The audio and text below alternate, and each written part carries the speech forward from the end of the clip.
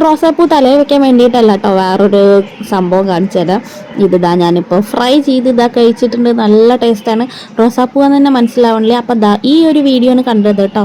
വൈറലായിട്ട് കുറച്ചായി. എൻ്റെ വീട്ടിൽ ഇപ്പോഴാണ് റോസാപ്പൂ ഉണ്ടാവാൻ തുടങ്ങിയത്. അപ്പോൾ അതിനായിട്ട് ആദ്യം നമുക്ക് കടലമാവ്, ഉപ്പ്, മുളക് പൊടി, കുറച്ച് കായം, പിന്നെ കുറച്ച് വെള്ളം കൂടി ആക്കിയിട്ട് ഒരു തിക്ക് കൺസിസ്റ്റൻസി. ഇപ്പം നമ്മൾ ബജ്ജിയൊക്കെ ഉണ്ടാക്കുമ്പോൾ ഒരു കൺസിസ്റ്റൻസി ഉണ്ടാവില്ല, അങ്ങനെ ആവണം. എന്നിട്ട് നമുക്ക് ഈ റോസ് നന്നായിട്ട് കഴുകിയിട്ട് ഈ മസാലയിലൊന്ന് ഇട്ടിട്ട് നല്ല ചൂട് എണ്ണയിലിട്ടിട്ടൊന്ന് ഫ്രൈ ചെയ്താൽ നല്ല ടേസ്റ്റാണ്. ഇത് റോസാണെന്ന് ആരും പറയില്ല കേട്ടോ, അത്രയ്ക്ക് ടേസ്റ്റ് ആയിരുന്നു. ആർക്കും മനസ്സിലായിണ്ടായിരുന്നില്ല വീട്ടിൽ ഇത് ഞാൻ ഉണ്ടാക്കി കൊടുത്തപ്പോൾ കേട്ടോ. നല്ല ടേസ്റ്റ് ഉണ്ട്. എന്തായാലും ഒന്ന് ട്രൈ ചെയ്ത് നോക്കണം. വീട്ടിലുണ്ടാവുന്ന റോസ് തന്നെ എടുക്കാൻ ശ്രമിക്കണം കേട്ടോ. വേറെ വല്ല റോസാണെന്ന് വെച്ചാൽ ചിലപ്പോൾ വിഷം ഒക്കെ ഉണ്ടാവാൻ ചാൻസ് ഉണ്ട്. അപ്പോൾ എന്തായാലും വീഡിയോ ഇഷ്ടപ്പെട്ടാൽ സബ്സ്ക്രൈബ് ചെയ്യാൻ മറക്കല്ലേ. Thank you for watching.